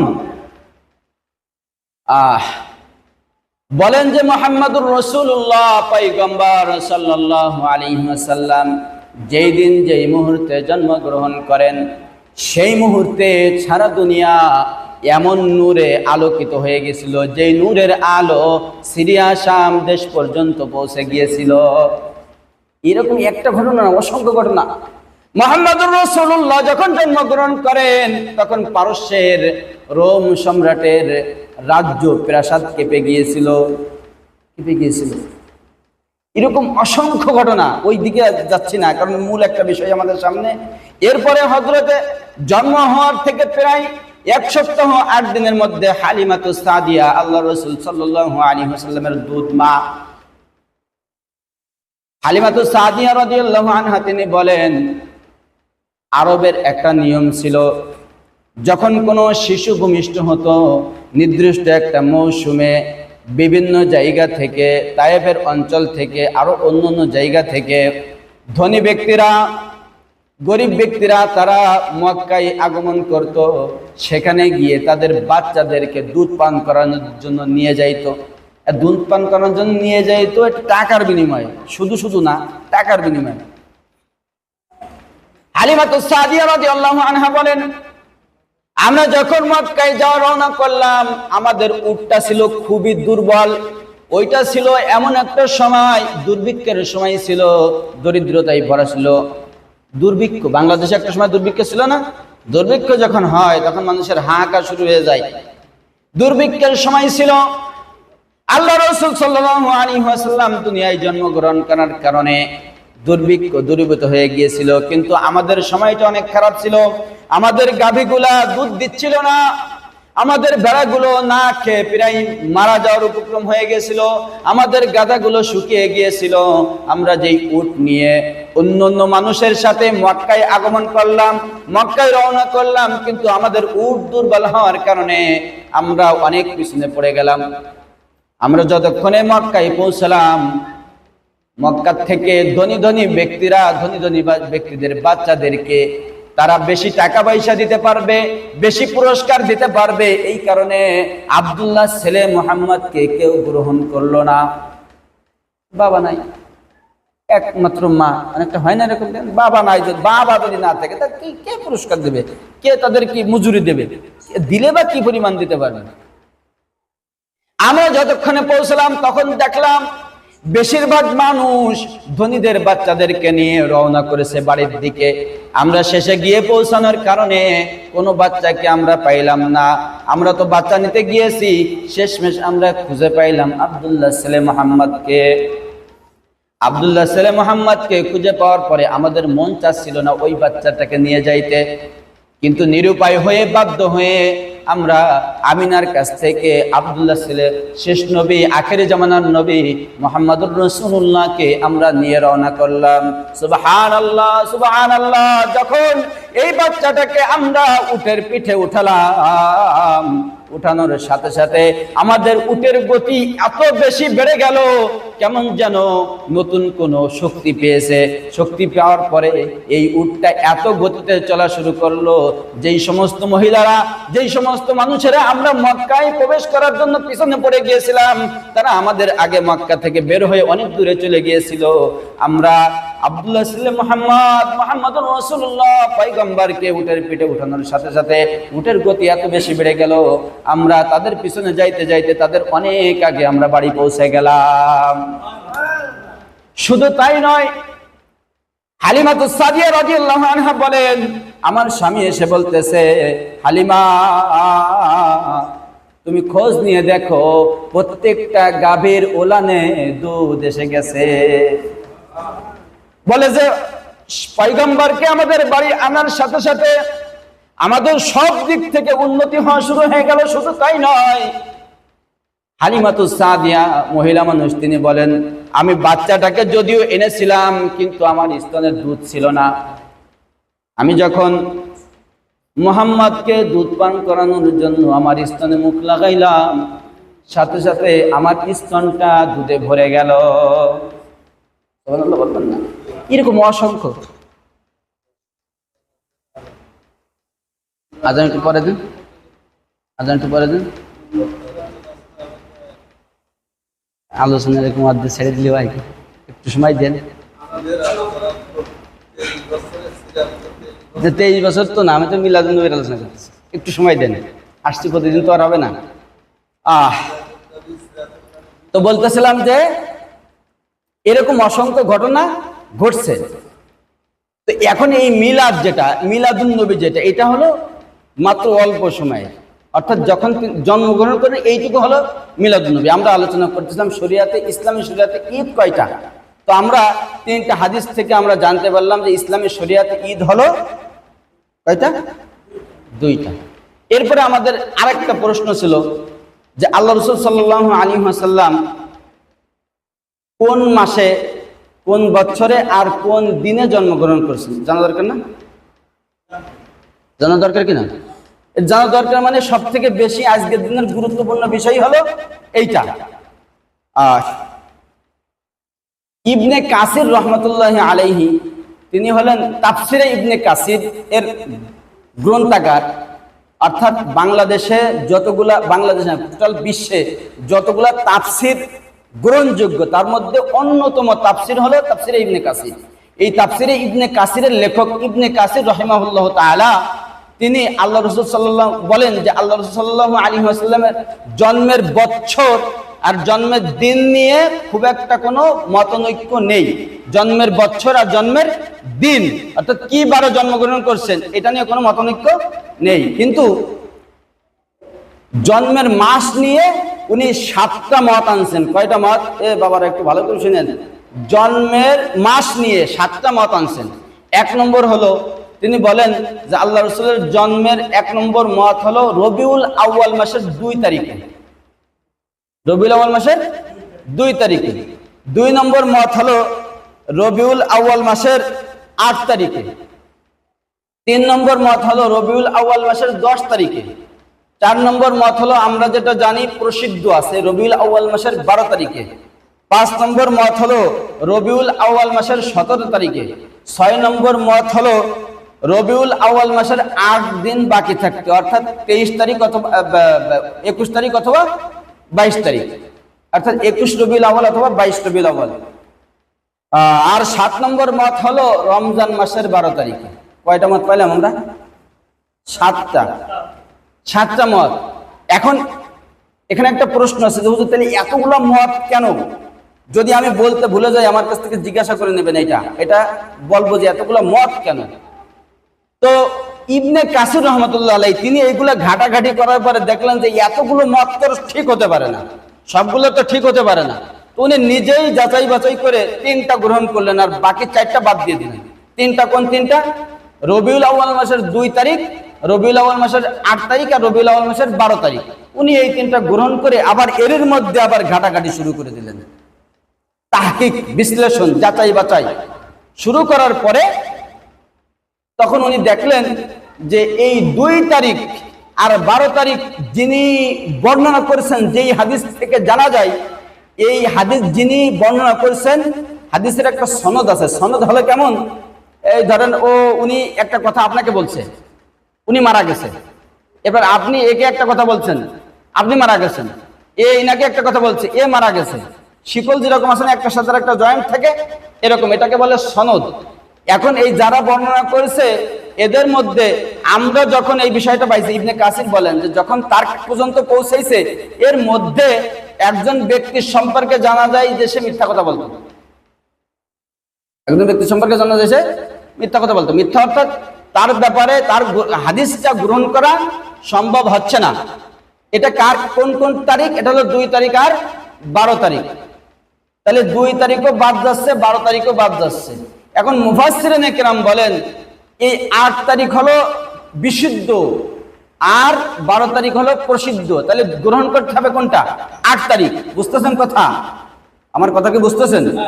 এখন ওই যে একটা প্রশ্ন থেকে গেছে, কিন্তু এবার যারা ঐতিহাসিক, যারা ইতিহাস লেখেন তাদের একটা মত আছে। এখানে তো ইবনে কাসিরের একটা 7টা মত উনি আনছেন, উনার নিজস্ব মত না, উনি 7টা এনে ঘাটাঘাটি করে আমাদের কাছে দিয়েছেন।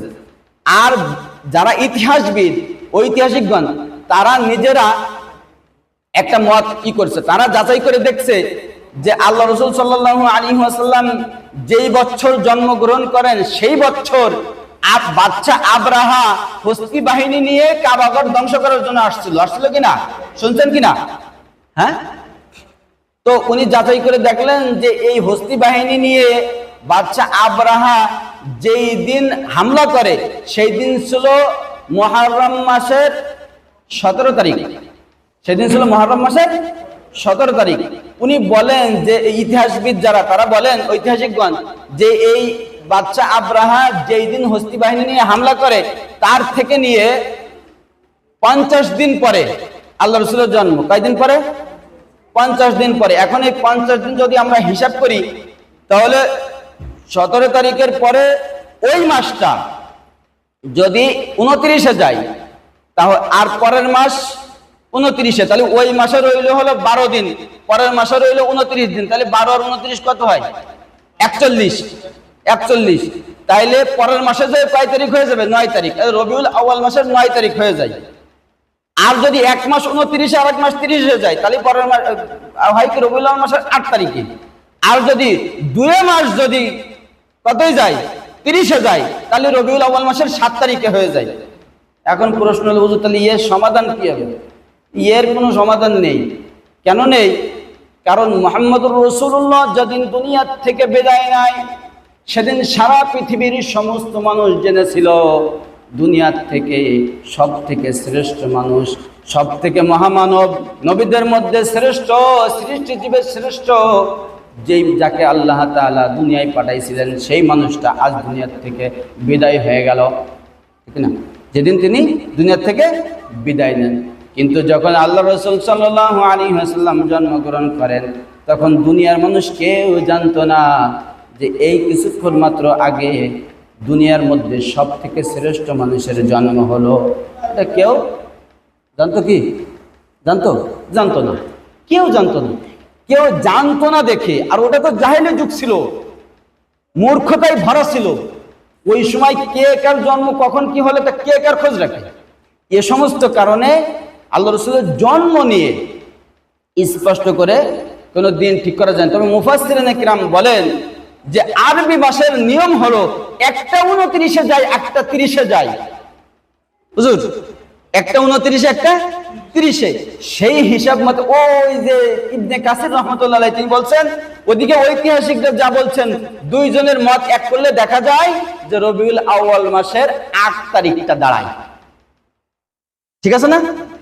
এটা তাহলে আমরা যদি ধরে নেই বিশুদ্ধ মত, ঐতিহাসিকদের মত, আর এই যে মুফাসসিরিনে কিরাম যারা আছে তাদের মত যদি একত্রিত করা হয় তখন দেখা যায় রবিউল আউয়াল মাসের 8 তারিখ এটাই বিশুদ্ধ ধরা যায়। কিন্তু রবিউল আউয়াল মাসের 12 তারিখ এটা ধরা যায় না। এখানে আর একটা মজার ব্যাপার আছে, জানেন কি? মজার ব্যাপার হলো আল্লাহ রাসূলের জন্ম যে কোন বছরে এ ব্যাপারে কারোর কোনো দ্বিমত নেই। কেন? ওই বছর হস্তি বাহিনী নিয়ে বাচ্চা আব্রাহা কাবা গৃহ ধ্বংস করতে আসছিল। এটা মানে সারা বিশ্বে মানুষ ওই সময় জেনেছিল যে এত বড় একটা ঘটনা ঘটতে যাচ্ছে। আর তাদেরকে যে আল্লাহ তাআলা এক প্রকার পাখি দিয়ে ধ্বংস করলেন এটাও দুনিয়ার মানুষ জানতে পারছিল যে বাচ্চা কোনো মানুষ ছাড়া পাখিদের কাছে পরাজিত হয়ে একদম নিষ্পেষিত হয়ে পরাজিত হয়েছে। এটা দুনিয়ার মানুষ জানছিল, কারণ ওইটা ইতিহাসে একদম স্পষ্ট কোন দিন কিভাবে। এখন বিষয় হলো ওই বছরে ঐতিহাসিকগণ বলেন, ক্যালেন্ডার আছে না, ক্যালেন্ডার দেখে কিছু বোঝা যায়। ঐতিহাসিকগণ বলেন এই 570 খ্রিস্টাব্দে রবিউল আউয়াল মাসের 12 তারিখে কোনো সোমবার নেই। কিন্তু আল্লাহ রাসূল ওদিকে বলতেছেন যে আল্লাহ রাসূলের জন্ম সোমবারে। বলছিলাম যে বছর আর মাস দিন নিয়ে কোনো মতানৈক্য নেই, বলছিলাম ওই হাদিসটা বলে নেই। আল্লাহ রাসূল সাল্লাল্লাহু আলাইহি ওয়াসাল্লামের কাছে জিজ্ঞাসা করলেন যে হুজুর রোজা সম্পর্কিত একটা হাদিস, এই হাদিসটা হলো মুসলিম শরীফের 1162 নম্বর হাদিস, এর শেষের অংশ বিশেষ। ওখানে বড় একটা হাদিস, আমি শুধু এই বিষয়টা নিয়েই বলতেছি। সুইলা আন সাওমিল ইসনাইনি, আল্লাহ রাসূলের কাছে কোনো একজন সাহাবী জিজ্ঞাসা করলেন সোমবারের রোজা সম্পর্কে। তো জিজ্ঞাসা করার পরে আল্লাহ রাসূল সাল্লাল্লাহু আলাইহি ওয়াসাল্লাম বলেন যে হ্যাঁ, সোমবারে তো আমি রোজা রাখি। কেন? ফিহি উলিদতু ওয়া বুইসতু ওয়া উনজিলা আলাইয়া, যে এই সোমবারের দিন আল্লাহ তাআলা আমাকে তিনটা জিনিস দান করছেন, বলেন সুবহানাল্লাহ। এক নম্বর হলো আল্লাহ রাসূল বলেন সোমবারের দিন আল্লাহ তাআলা আমাকে দুনিয়ায় পাঠাইছেন, পাইলাম কিনা? এটা আল্লাহ রাসূল নিজে বলতেছেন মুসলিম শরীফের 1162 নম্বর হাদিসের মধ্যে। আরো একটা হাদিস বলি, তারপরে এই বিষয়টা বলতেছি। মুসনাদে আহমদ এর মধ্যে 4 নম্বর খণ্ডের 1172 পৃষ্ঠায় আল্লাহ রাসূল বলেন, এই হাদিসটা আব্দুল্লাহ ইবনে আব্বাস যাকে রইসুল মুফাসসিরিন বলা হয়, রইসুল মুফাসসিরিন মানে দুনিয়াতে যতগুলো মুফাসসির আছে সবথেকে বড় মুফাসসির, তার নাম হলো আব্দুল্লাহ ইবনে আব্বাস। তিনি বলেন উলিদা রাসূলুল্লাহ সাল্লাল্লাহু আলাইহি ওয়াসাল্লাম ইয়াউমুল ইসনাইন, আল্লাহ রাসূল সাল্লাল্লাহু আলাইহি ওয়াসাল্লাম বলেন যে তিনি সোমবারে জন্মগ্রহণ করেছেন। সুতরাং আমাদের অস্পষ্টতা নেই দিন নিয়ে। আল্লাহ রাসূলের হাদিস দ্বারা আমরা জানতে পারি যে আল্লাহ রাসূল কি বার দিন জন্মগ্রহণ করেছেন, সোমবারের দিন, স্পষ্ট। এখন কথা হলো যে সোমবারের দিন যেহেতু জন্ম, আল্লাহ রাসূল কি বলতেছেন যে এই দিন আল্লাহ রাসূলকে আল্লাহ তাআলা তিনটা জিনিস দান করেছেন না, বললাম। এক নম্বরে এই দিন আল্লাহ তাআলা আল্লাহ রাসূলকে দুনিয়ায় পাঠাইছেন। দুই নম্বরে অবইস্তু, এই সোমবারের দিন আল্লাহ রাসূলকে আল্লাহ তাআলা নবুয়ত দান করেছেন, বলেন সুবহানাল্লাহ, সোমবারের দিন। তৃতীয় হলো আল্লাহ রাসূল সাল্লাল্লাহু আলাইহি ওয়াসাল্লাম বলেন ওয়া উনজিলা আলাইয়া, এই সোমবারের দিন আল্লাহ তাআলা আমার উপর ওহী নাযিল করেছেন। এই তিনটা জিনিস আল্লাহ রাসূলকে আল্লাহ তাআলা দান করেছেন। এখন মজার বিষয় হলো আল্লাহ রাসূল বলতেছেন যে এই সোমবারকে কেন্দ্র করে তিনি রোজা রাখেন। কথাগুলো বুঝে নিন বাবা, সোমবারকে কেন্দ্র করে তিনি কি করেন, রোজা রাখেন। আমি এখন আল্লাহ রাসূলের সেই আশেকদেরকে বলবো। কোন আশেক? সেই আশেক যারা আল্লাহ রাসূলকে প্রচুর পরিমাণে ভালোবাসে, নামাজের ধারে নাই, রোজার ধারে না, পাঞ্জাবের খবর নাই, টুপি খুঁজে পাওয়া যায় না, সপ্তাহে একদিন আসে কি আসে না কোনো গ্যারান্টি নাই, বছরে একদিন আসলেও পারে নাও পারে, তার কোনো খবর নাই, হালাল হারামের কোনো তমিজ নাই, সুদ ঘুষ কোনো জায়গায় থাকলে তাকে পাওয়া যায়। এত কিছুর পরে তিনি আশেকে রাসূল। এই আশেকে রাসূল আল্লাহ রাসূলকে ভালোবেসে কত কিনা করে, এত বেশি ভালোবাসে, এত মাতামাতি করে। আমি তাদেরকে বলবো যে আল্লাহ রাসূল বলতেছেন যে আল্লাহ রাসূলের কাছে যখন জিজ্ঞাসা করা হলো সোমবারের রোজা সম্পর্কে, তিনি বলেন যে আমি এই দিন জন্মগ্রহণ করছি তাই তো আমি এই দিন রোজা রাখি। বলছেন কিনা? হ্যাঁ। এখন আপনি কাউকে ভালোবাসেন,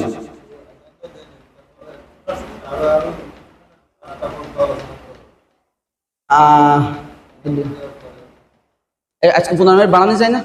15 মিনিট বাড়ান, একটু কষ্ট করে 15 মিনিট বাড়ানো যায় কি? হ্যাঁ, 15 মিনিট আমার মেলাটা ক্ষতি হবে না। দেখ মুসল্লিরা কি বলেন, 15 মিনিট সময় কি আপনারা দেবেন আমার আজকের জন্য? হ্যাঁ, ওনার থেকে আমি সরি বলে নেব। এখন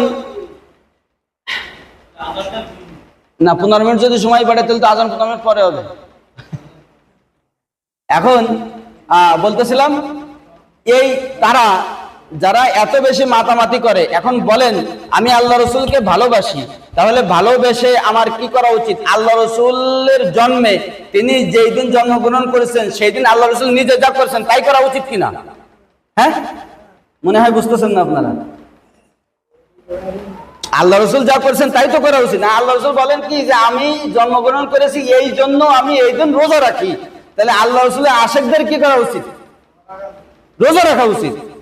এখন বলেন আল্লাহ রাসূল সোমবারের দিন রোজা রাখতো, এই সোমবার কি বছরে একদিন আসে না মাসে একদিন না প্রতি সপ্তাহে একদিন? তাহলে ঈদে মিলাদুন নবী পালন যদি করতে হয় তাহলে এই আশেক রাসূল যারা, আশেক রাসূল যারা, ইনাদের কি করা উচিত? বছরে না মাসে না প্রতি সপ্তাহে? সপ্তাহে রোজা রাখতে হবে। কথা বুঝতেছেন কিনা? হ্যাঁ, কিন্তু আমার অন্য কোনো জায়গায় পাওয়া যায় না, আমাকে শুধু ঈদে মিলাদুন নবী পাওয়া যায়। আর দুঃখের বিষয় বলতে হয়, এইটাকে বাংলাদেশে একটা ছুটির দিন বলে ঘোষণা করেছে, অথচ উলামায়ে কেরাম বলতেছেন যে আল্লাহ রাসূলের জন্ম নিয়ে নির্দিষ্ট কোনো তারিখ নেই। এখন কথা হলো আমরা কিছুক্ষণের জন্য এই কবে থেকে কারা কিভাবে শুরু করলো এটা একটু পরে বলবো। তার আগে আমরা বলে নেই যে এই কিছুক্ষণের জন্য আমরা ধরে নেব, আমরা কিন্তু ইতিমধ্যে জানতে পারছি যে আল্লাহ রাসূলের জন্ম ঐতিহাসিকদের মত এবং মুফাসসিরিনদের মত দুইটা মিলায়ে রবিউল আউয়াল মাসের 8 তারিখে পাইছি আমরা। কিন্তু আমরা এই আশেকিনদের সাথে একমত হয়ে আমরা কিছুক্ষণের জন্য মেনে নিব যে হ্যাঁ, তোমরা যে 12ই রবিউল আউয়াল বলার জন্ম, আমরাও তোমাদের সাথে একমত, আমরা তোমাদের সাথে একমত। এখন কথা হলো যে আল্লাহ একমত হওয়ার পরে এখানে আর একটা বিষয় আছে যে আল্লাহ রসুল যেই দিন মারা গেছেন সেই দিন ছিল রবিউল আউয়াল মাসের 12 তারিখ। এটা নিয়ে কোনো দ্বিমত নেই। দ্বিমত আছে জন্ম নিয়ে, কিন্তু মৃত্যু নিয়ে কোনো দ্বিমত নেই। তখন তো সবাই জানতো, সবাই জানে যে দুনিয়া আল্লাহ রসুল বিদায় নিলেন, এটাই একদম স্পষ্ট, মানে দিনের মতো পরিষ্কার, তাই না? তো আমি আপনাদের কাছে বলতে চাই যে আপনার বাবা জন্মগ্রহণ করছেন, সেই খুশিতে আপনার বাবা যতদিন পর্যন্ত দুনিয়ায় বেঁচে ছিলেন আপনি তার জন্মদিন পালন করতেন। এখন বাবার জন্মদিন যেই দিন, সেই একই ডেটে, একই তারিখে, একই বারে আপনার বাবা মারা গেলেন। আচ্ছা, মারা যাওয়ার পরে এখন ওই একই তারিখে, ওই একই দিনে আপনি কি বাবা দুনিয়ার থেকে চলে গেছে এরই শোক পালন করবেন, নাকি বাবার জন্মগ্রহণের খুশি পালন করবেন? খুশি কি আর রইল? খুশি তো ছিল যতদিন বাবা জীবিত ছিল। হ্যাঁ, এখন কিন্তু বাবা তো এখন আর নাই। যাদের বাবা চলে গেছে তারা একটু কিছুক্ষণের জন্য ভেবে নেন, তারিখটা নির্ধারণ করে নেন। হ্যাঁ, আমার বাবার, যারা বাবার কি বলে না 40 করে, তারপর এটা কি বলে বার্ষিক অনেক সময় দোয়া মাহফিল করেন কিনা, তো যারা করেন তারা কি আপনার জন্মদিনের জন্য করেন না বাবার দুনিয়ার থেকে বিদায় নিছে সেই জন্য করেন? কি জন্য করেন আপনারা? হ্যাঁ, বিদায় নিছে সেই কষ্টে, সেই দুঃখে, এই জন্যই তো করেন। তাহলে আল্লাহ রসুল তো দুনিয়া এখন আছে, তাহলে আল্লাহ রসুল দুনিয়ার থেকে বিদায় নিছে যে তারিখে, জন্ম নিছে যেই তারিখে আমরা ধরে নিচ্ছি, আল্লাহ রসুলের মৃত্যু যেই তারিখে, জন্ম সেই তারিখে আমরা ধরে নিলাম। হলেও এখন আমাদের কি খুশি পালন করা উচিত না দুঃখ প্রকাশ করা উচিত?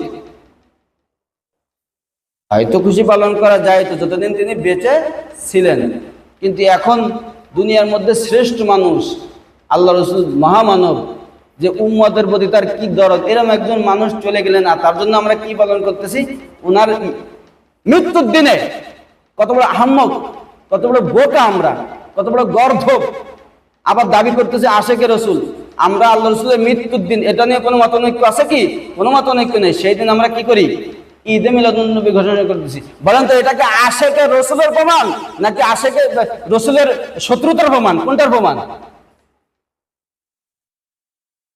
আপনি কারোর মৃত্যুর দিনে খুশি পালন করবেন, তা সে আপনাকে কি বলবে? যে আপনি তাকে ভালোবাসেন এটা বলবে, নাকি তার প্রতি ঘৃণা করেন সেটা বলবে? তাই বলবে কিনা? কথা বুঝতেছেন না? আমার কথা আপনারা বুঝতেছেন না?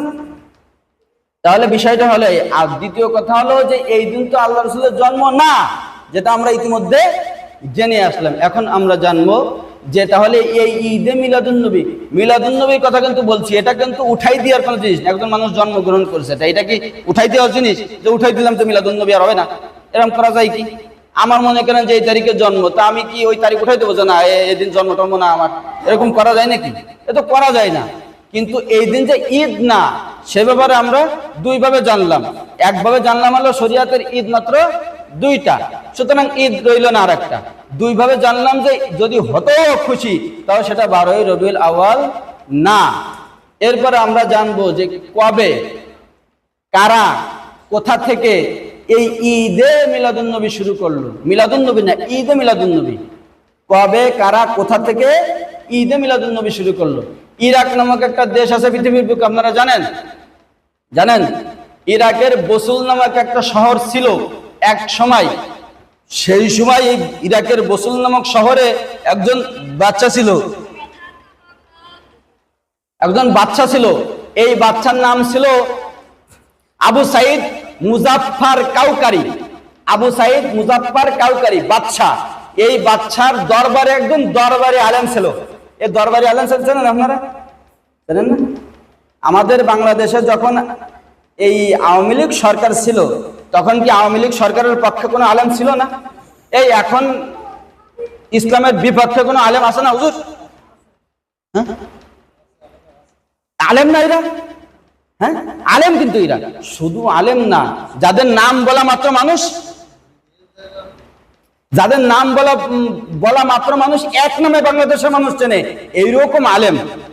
এইরকম আলেমরাও দরবারি আলেম আছে না?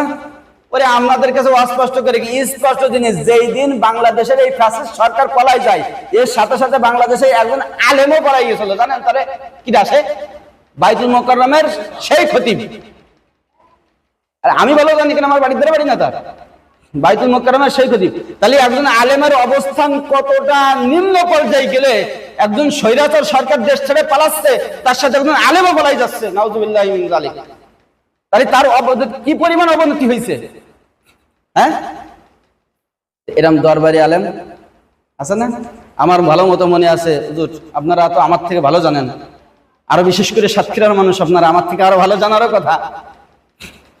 2013 সালে, ভুল বললাম 11 সালে ঢাকায় এক সম্মেলনে ফজলুল হক আমিনী, তখন তিনি জীবিত, ফজলুল হক আমিনী, বাংলার বাঘ বলা হয় যাকে, এই বাংলার বাঘ ফজলুল হক আমিনী রহিমাহুল্লাহ তাআলা, উনি বললেন যে হাসিনা তুমি যা শুরু করছো তা তুমি যদি সঠিকভাবে না চলো তাহলে প্রয়োজন হলে তোমাকে ক্ষমতার থেকে টেনে নামানো হবে।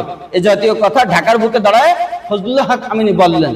বলার পরে এই কথার পরিপ্রেক্ষিতে আমাদের সাবেক প্রধানমন্ত্রী তিনি সিলেটে গিয়ে একটা সমাবেশে বক্তব্য দিলেন যে বাংলাদেশের একজন আলেম তিনি আমাকে ক্ষমতার থেকে টেনে নামাইতে চান, এবং তিনি সূরা আলে ইমরানের একটা আয়াতে দিলেন যে আল্লাহ তাআলা যাকে ইচ্ছা তাকে সম্মান দেয়, যাকে ইচ্ছা তাকে অসম্মানিত করে, যাকে ইচ্ছা তাকে ক্ষমতা দেয়, যাকে ইচ্ছা তাকে ক্ষমতাচ্যুত করে। আছে নাকি মুফাসসির নেই? মুফাসসির কোন মাদ্রাসায় পড়িছে? ও জানলো কে রে? সূরা আলে ইমরানের মধ্যে ওই কইছে, এরে জানালো কে? এইরকম দরবারি আলেম এখন যেরকম আছে ওই সময়ও ছিল।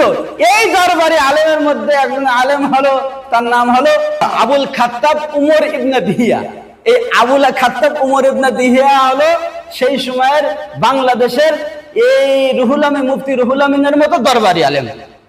এই দরবারি আলেমের সহযোগিতা নিয়ে, বাদশা সে তো আর আলেম না, সহযোগিতা নিয়ে সে চিন্তা করলো কি বাদশা যখন হইছি, ক্ষমতা যখন পাইছি, এটা কিছু কইরেই ছাড়ি, যারা নতুন নতুন ক্ষমতায় গেলে কিন্তু সবার একটু কিছু করার ইচ্ছা থাকে। হ্যাঁ, যারা একটু ক্ষমতায় গেছেন তারা জানেন, যারা জান নেই তারা তো বুঝবেন কি করে, কিন্তু ক্ষমতা ভালি যে কিছু একটা করতে মনে চায়, যারা পাইছে তারা জানে। দেন 2009 সালে যখন আওয়ামী লীগ সরকার প্রথমবার ক্ষমতায় যায়, মানে যখন প্রথমবার না ক্ষমতায় যায়, ওই সময় তো ভোটের নির্বাচনে ক্ষমতায় গেলে, তো ওই যে আর এক আল্লাহর ওলি, ওই যে কি জানো ফখরুদ্দিন সাহেব, উনি আর কি সুন্দর করে সিস্টেম করে, ও সবটা আমার থেকে আপনারা ভালো জানেন, তা আবার খবর কীর্তি, যাই হোক আর কি সিস্টেম করে ওনারা ক্ষমতায় বসাই দিলেন। তো এখন উনি তো চিন্তা করলো ক্ষমতা তো পাইছি, একটা কিছু একটা কারিশমা দেখানোর দরকার, তাই কি করা যায়?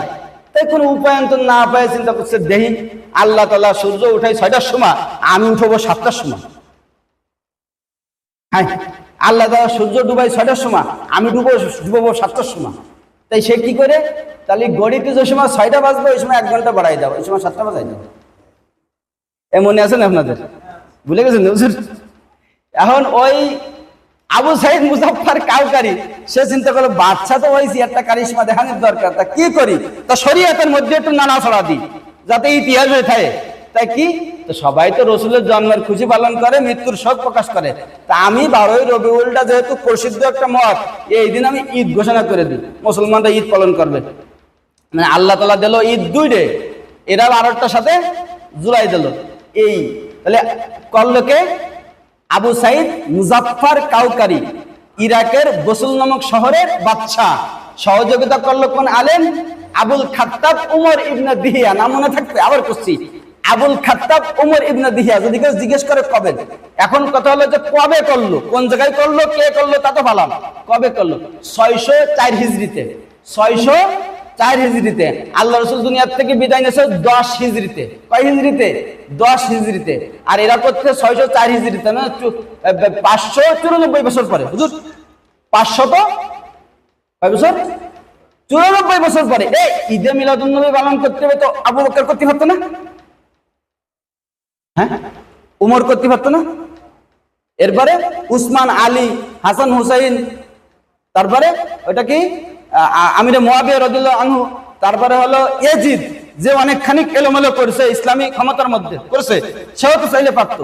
এরপরে সব থেকে কুখ্যাত, বিখ্যাত এবং কুখ্যাত হাজ্জাজ বিন ইউসুফ যে হাজার হাজার সাহাবীদেরকে হত্যা করেছে, সে একজন খলিফা, মুসলমানদের খলিফা, তাও নিজের স্বার্থের জন্য বা ক্ষমতা টিকে রাখার জন্য অনেক সাহাবীরা হত্যা করেছে, সেও তো করতে পারত।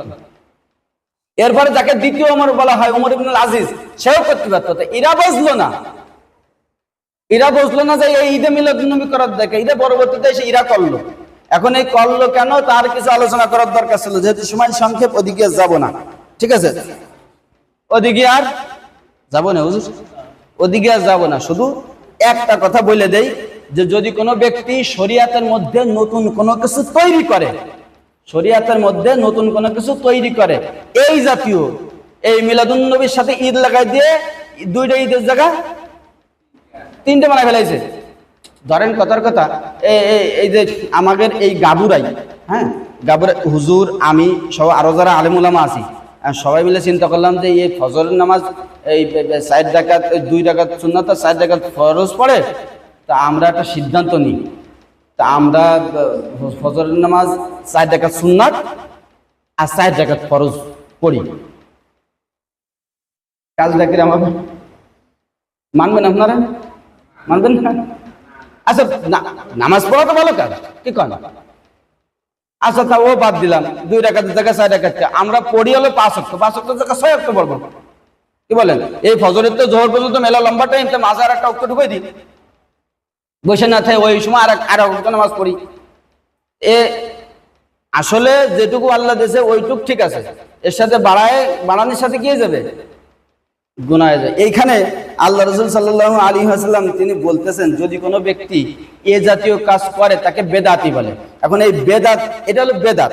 এখন যদি কোনো ব্যক্তি বেদাত করে, হ্যাঁ, তাহলে তার জন্য আল্লাহ রাসূলের পক্ষ থেকে কতগুলো ধমকির কথা আসছে, তার মধ্যে একটা দুটা বলবে। 1 নম্বর হলো যে যদি কোনো ব্যক্তি এই জাতীয় বেদাত কাজে লিপ্ত হয়, হাসরের ময়দানে আপনারা জানেন আল্লাহ রাসূল হাসরের ময়দানে জাহান্নামের উপরে বসা থাকবে। জাহান্নাম, এই ধরেন এই যে জাহান্নাম, এই জায়গা দিয়ে ওই যে দরজা হেন্দে ভিতরে ঢুকবে জাহান্নামের মধ্যে, এরকম জায়গায় বসা থাকবে। এই বসা অবস্থায় তখন আল্লাহ রাসূল সাল্লাল্লাহু আলাইহি ওয়াসাল্লাম কোনো ব্যক্তিকে যদি নিয়ে যায় জাহান্নামে, তো আল্লাহ রাসূল দেখবে।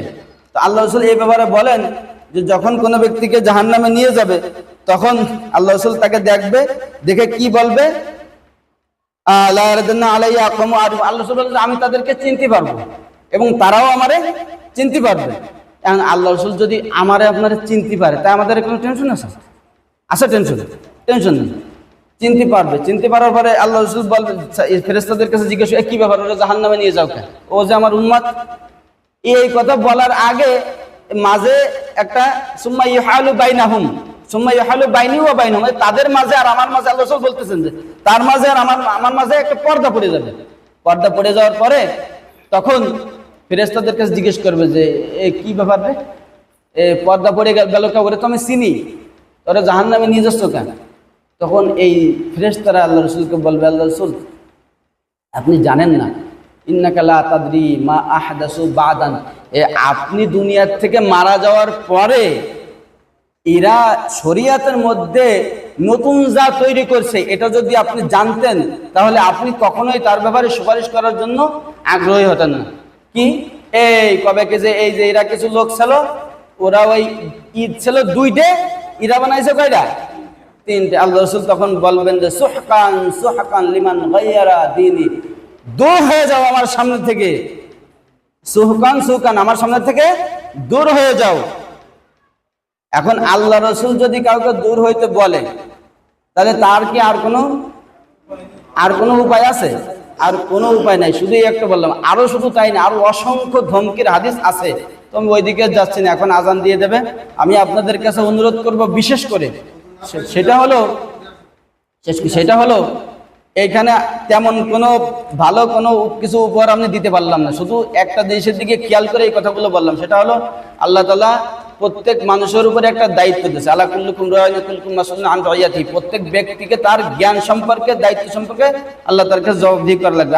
আমাকে আপনারা ভালোবেসে আনছেন যে কিছু কথা শুনবেন। এখন যদি আমি আপনাদের হক আদায় না করি, তাহলে হয়তো এখনের জন্য বলবেন হুজুর ভালো করেছে খারাপ করেছে যাও কিছু করবেন, কিন্তু ওই হাসরের ময়দানে যখন আমার কলার ধরে বসবেন যে হুজুর আপনারা আমরা ভালোবেসে আনলাম, কিন্তু আপনাকে ঠিকটা তো পাননি, আপনি আমাকে ভুল ঠিক তো আমাকে যাচাই করে দেন নেই, আমরা বুঝতাম না আপনাকে তো ডাকিলাম, তো আপনি আইছিলেন ঠিকই, তা তো এইসব তো কিছু করেন না। তখন বলবেন কি আল্লাহ জাহান্নামে যখন যাচ্ছি তাই হুজুরের সাথে দিয়ে দেব। এখন আল্লাহ তাআলা বলেন যে আল্লাহ তাআলা যাকে হিদায়াত দেয় তাকে কেউ গুমরাহ করতে পারে না, আর যাকে গুমরাহ করে তাকে কেউ হেদায়েত দিতে পারে না। আমার পক্ষ থেকে যতটুকু সম্ভব স্বল্প সময়ে এলোমেলো কথার মাধ্যমে আপনাদেরকে কিঞ্চিত বোঝানোর চেষ্টা করলাম। আরও বেশি সময় থাকলে আরও একটু ভালো করে বোঝানোর চেষ্টা করতাম হয়তোবা। তো যাই হোক, যা বোঝানোর চেষ্টা করলাম, আমি দাবি রাখবো আপনাদের কাছে এই এলোমেলো কথার মধ্যে দিয়ে ভালো কোনো কিছু আপনাদেরকে উপহার দিতে পারলাম না। যা বললাম এইটা যদি আপনাদের আরও কোনো সংশয় সন্দেহ থাকে আরও একটু যাচাই করে, কারণ আমার কবরে আপনি যাবেন না, আপনার কবরে আমি যাব না, যার যার কবরে তার যাইতে হবে। যদি আপনি বোঝেন যে আপনি ভুল করে যদি বোঝেন যে এটা ঠিক আর আপনি ওইটা করে কবরে গিয়ে জবাব দিতে পারবেন তাহলে আপনি করেন। আর যদি বোঝেন যে না, হুজুর কলটা যাচাই বাছাই করে দেখি যে ওইটা ঠিক না ভুল, তাহলে যদি সেরকম মনে হয় তাহলে যা বললাম এই অনুযায়ী আল্লাহ তাআলার দিকে তাকায় আমার আহ্বানে আপনারা সাড়া দিয়ে এ জাতীয় কোনো বেদাত কাজ যদি থাকে, আশা করি হয় না, এদিকে আমি দেখেছি এরকম কিছুই হয় না, শুধু আলোচনা, এই আলোচনার দরকারও আছে। আবার বুঝেন না যে হুজুর এই তালি হুজুর কি এই আলোচনার বিরুদ্ধে করছে, এর বিরুদ্ধে করলে আমি আসতাম নাকি, এসবের বিরুদ্ধে করলে আমি আসতাম নাকি, আমি তো আসতাম না, আমি আসতাম, বুঝতেছেন না মনে হয়। এই মিলাদুন নবীর বিরুদ্ধে যদি হতো তাহলে আমি আসতাম হুজুরের দাওয়াতে, আপনাদের দাওয়াতে আসতাম না, কিন্তু দরকার আছে, আলোচনার দরকার আছে। এজন্য এই আলোচনা যেন চেষ্টা রাখবেন প্রতি বছর। এরপরে আবার এটা তো মিলাদুন নবী, এরপরে সিরাতুন নবীর আলোচনা শুরু করবেন, হ্যাঁ, তখন ইনশাল্লাহ আসবো। তো যা বললাম কুরআন হাদিস থেকে বলার চেষ্টা করলাম, আপনারা দেখলেন আপনাদের সামনের পরে যে কাগজ নিয়ে, হ্যাঁ, একটা 1 ইঞ্চি না 1 ছটাকও এদিক ওদিক পাবেন না ইনশাল্লাহ। যা বলছি 100% সত্য, হ্যাঁ, কুরআন হাদিসের থেকে বলছি, কুরআন থেকে হাদিস থেকে, তো সেটাকে সত্য মনে করে এটাকে আমল করার চেষ্টা করবেন। রাজি আছেন তো ইনশাআল্লাহ? আল্লাহ পাক রব্বুল আলামিন যা বললাম সর্বপ্রথম আমাকে এবং তারপর আপনাদেরকে বাস্তব জীবনে আমল করার তৌফিক দান করুন। সকলে বলে আমিন। আপনাকে কষ্ট দিয়ে ফেললাম আর সময় একটু বেশি নিয়ে ফেললাম, তার জন্য আপনাদের কাছে আন্তরিকভাবে দুঃখিত এবং ক্ষমা প্রার্থী।